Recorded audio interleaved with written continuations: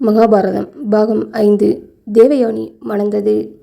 சுக்ராச்சாரியருடைய மகள் தேவயானியும் அசுர ராஜகன்னிகைகளும் ஒரு நாள் வனத்தில் விளையாடிவிட்டு குளத்தில் நீராடிக் கொண்டிருந்தார்கள்.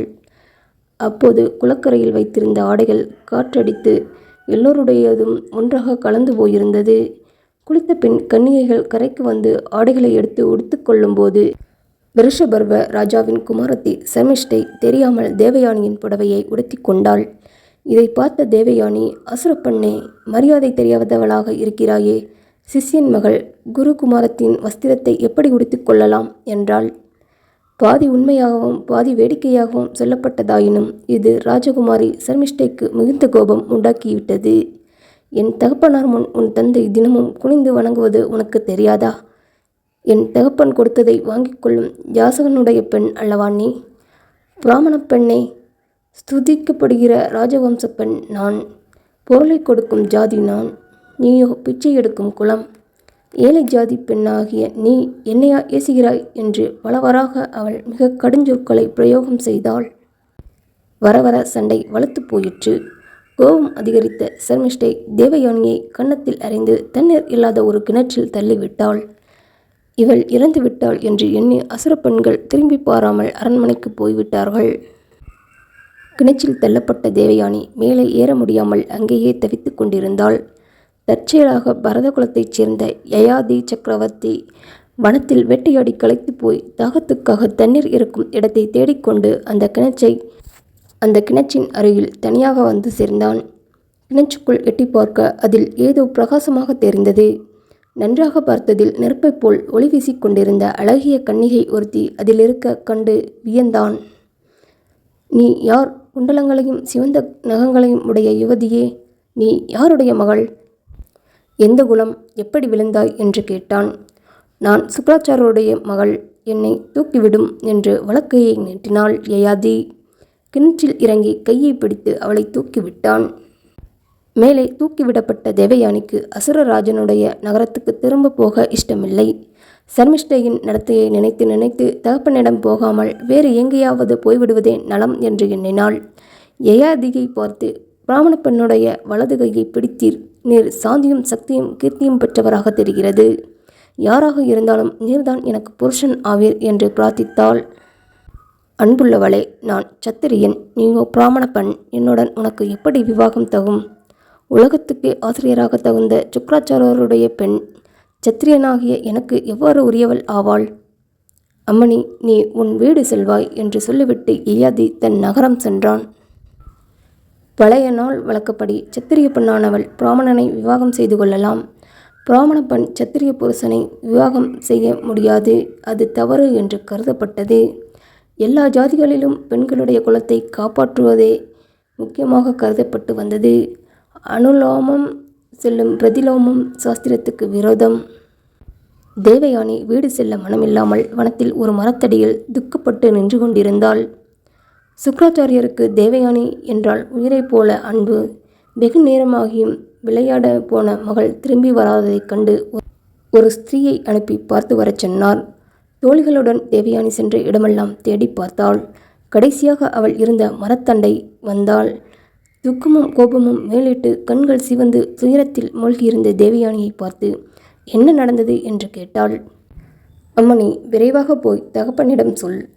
விருஷ்பர்வனுடைய நகரத்துக்குள் இனி நான் கால் வைக்க மாட்டேன் என்று தேவயானி அவளை சுக்ராச்சாரியரிடம் அனுப்பிவிட்டாள்.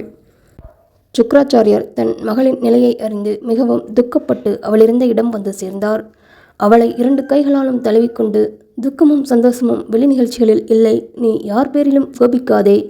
பிறருடைய குணாதோஷம் நமக்கு ஒரு தீங்கும் இழைக்க முடியாது என்று வேதாந்தத்தை எடுத்துச் சொல்லி பார்த்தார். தந்தையே, என் குற்றங்களும் குணங்களும் இறந்தவாறு இருக்கலாம். அதற்கு நான் அதிகாரி. உன் அப்பன் அரசர்களிடம் சோத்திரம் பாடுகிறவன் என்று விருஷபவனுடைய மகள் சர்மிஷ்டை சொன்ன பேச்சு உண்மையா? சோத்திரம் பாடி யாசித்து கையேந்தி பிழைப்பவனான ஒருவருடைய பெண் என்று என்னை அவள் சொன்னாளே. நான் எவ்வளவு பொறுமையாக இருந்தும் சர்மிஷ்டை பலமுறை இந்த அகங்கார பேச்சை சொன்னாள். என்னை அடித்து குழியில் தள்ளிவிட்டு போய்விட்டாள். அவளுடைய தகப்பன் அதிகாரம் நடத்தும் ஊரில் நான் வாசம் செய்ய முடியாது என்று தேவயானி கோபமும் துக்கமும் மேலிட்டு எழுந்தாள். சுக்ராச்சாரியர் தேவயானி சோத்திரம் செய்பவனுடைய பெண் அல்ல நீ, யாசித்து பிழைப்பவள் அல்லன் உன் தகப்பன், உலகமெல்லாம் துதிக்கும் ஒருவனுடைய பெண்ணாவாய் நீ. தேவேந்திரனுக்கு இது தெரியும், பெர்சுபவனுக்கும் இது தெரியும். யோக்கியவானவன் தன் குணங்களை பற்றி தானே புகழ்வதில் வருத்தம் அடைகிறான். ஆகையால் என்னை பற்றி அதிகம் சொல்ல முடியாது. எழுந்திரே, குலத்துக்கு சிறப்பு கொண்டு வரும் பெண் ரத்தினமே, பொறுமையை அடைவாயாக. வீடு சொல்வோம் வா என்று அவளை தேற்றினார். இந்த இடத்தில் வியாச பகவான் சுக்ராச்சாரியர் தம் பெண்ணுக்கு உபதேசம் செய்வதாக வைத்து உலகத்துக்கு உபதேசிக்கிறார். அயலார் சொல்லும் நிந்தனை சொற்களை எவன் பொறுத்து கொள்கிறானோ அவன் உலகத்தை எல்லாம் ஜெயிப்பான். கடிவாளத்தை பிடிப்பது மட்டும் சாரதிக்கு போதாது, குதிரையை அடக்கினால்தான் சாரதி. குதிரையை அடக்குவது போல் கோபத்தை எவன் அடக்குகிறானோ அவன்தான் வீரனாவான்.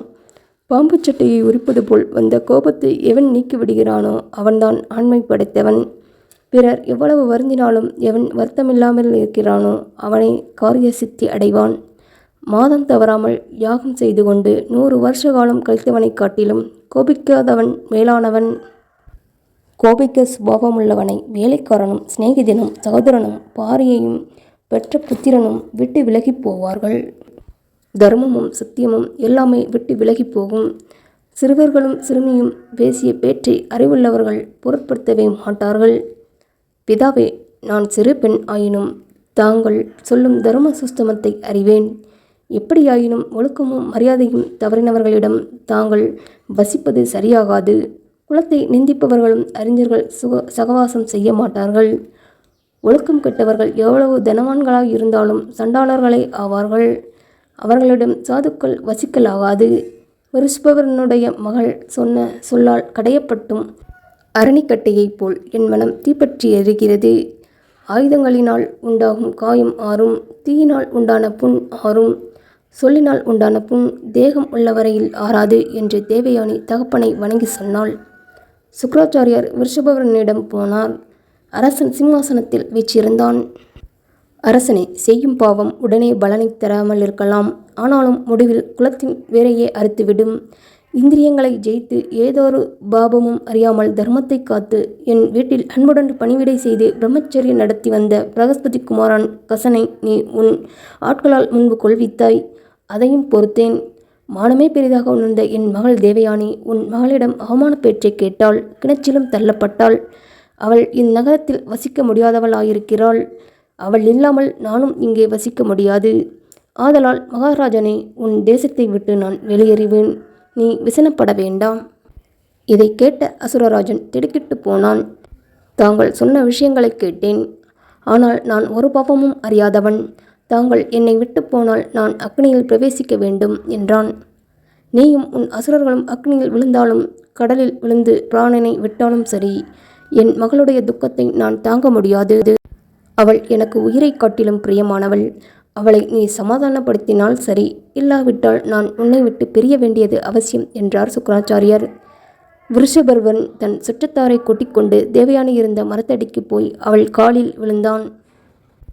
யாசிப்பவன் மகள் என்று என்னை சொன்ன சர்மிஷ்டை எனக்கு வேலைக்காரியாக அமைய வேண்டும். என் பிதா என்னை எந்த இடத்தில் கொடுக்கிறாரோ அங்கே அவளும் என் பெண்ணே வேலைக்காரியாகச் செல்ல வேண்டும் என்று பிடிவாதமாகச் சொன்னாள் தேவயானி. சர்மிஷ்டையும் தான் செய்த குற்றத்தை ஒப்புக்கொண்டு பணிந்தாள். தோழி தேவயானி எப்படி விரும்புகிறாளோ அவ்வாறே நடக்கட்டும். என் பிழையினால் என் தகப்பனால் ஆசிரியையை இழக்க வேண்டாம். அவளுக்கு நான் தாசியாகவே இருப்பேன் என்று சர்மிஷ்டை ஒப்புக்கொண்டாள். தேவயானி சமாதானமடைந்து தகப்பனாருடன் ஊருக்குள் பிரவேசித்து வீடு சென்றாள். பிறகு ஒரு நாள் தேவயானி யயாதியை மறுபடியும் வனத்தில் கண்டாள். என் வலது கையை பிடித்த நீர் என்னை மனைவியாக்கிக் கொள்ள வேண்டும் என்று தேவயானி மறுபடியும் யயாதியை கேட்டுக்கொண்டாள். சத்திரியன் பிராமண பெண்ணை எவ்வாறு விவாகம் செய்து கொள்ள முடியும் என்று அவன் மறுபடியும் ஆட்சேபிக்க இருவரும் சுக்ராச்சாரியரிடம் சென்று அவரிடம் கேட்டு விவாகத்திற்கு அவருடைய அனுமதியை பெற்றார்கள். சில சமயம் பிரதிலோம விவாகங்கள் நடைபெற்றன என்பதற்கு இது உதாரணம். இது முறையாகும், இது முறையாகாது என்று சாஸ்திரங்கள் சொல்லுமே ஒழிய எந்த விதமான விவாகம் நடந்துவிட்ட பின் புறக்கணிக்கப்பட மாட்டாது என்பது பழைய தர்ம சாஸ்திரம். யயாதியும் தேவயானியும் வெகு நாட்கள் சுகமாக காலங்கழித்தார்கள். சர்மிஷ்டை தாசியாக இருந்து வந்தாள். ஒரு நாள் சர்மிஷ்டை யயாதியை தனியாக கொண்டு தன்னையும் விவாகம் செய்து கொள்ள அவனை மிகவும் வேண்டிக் கொண்டாள். அரசனும் அவளுடைய பேச்சுக்கு இணங்கி தேவயானைக்கு தெரியாமல் அவளை இரகசியமாக விவாகம் செய்து கொண்டான். தேவயானைக்கு இது தெரிந்தது. கோபத்தினால் நிலை மறந்தாள். தனக்கு யயாதி தந்த வாக்கையும் சத்தியத்தையும் பிரதிச்சையும் பொய்யாக்கி விட்டான் என்று அவள் தகப்பனாரிடம் முறையிட்டாள். சுக்ராச்சாரியார் கோபம் கொண்டு உடனே மூப்பு அடைவாயாக என்று யயாதிக்கு சாபமிட்டார். நடு இளவ பருவத்தில் இவ்வாறு திடீரென்று கிழவனாய் விட்ட யயாதி சுக்ராச்சாரியரை பலவாறு வேண்டிக் கொண்டான். பிழை செய்தவனை பொறுத்தருள வேண்டும் என்று கேட்டுக்கொண்டான். மகளுடைய உயிரை காப்பாற்றியவன் என்று அவரும் மனமுருகி, அரசனே, நீ மூப்பை அடைந்தாய். அதை என்னால் மாற்ற இயலாது. ஆனால் உன் மூப்பை வேறொருவனுடைய சம்மதம் பெற்று நீயே மாற்றிக்கொள்ளலாம். அவன் இளமையை நீ அடைந்து உன் மூப்பை அவனுக்கு தரலாம் என்று சொல்லி ஆறுதல் தந்து யயாதியை ஆசீர்வதித்து அனுப்பினார்.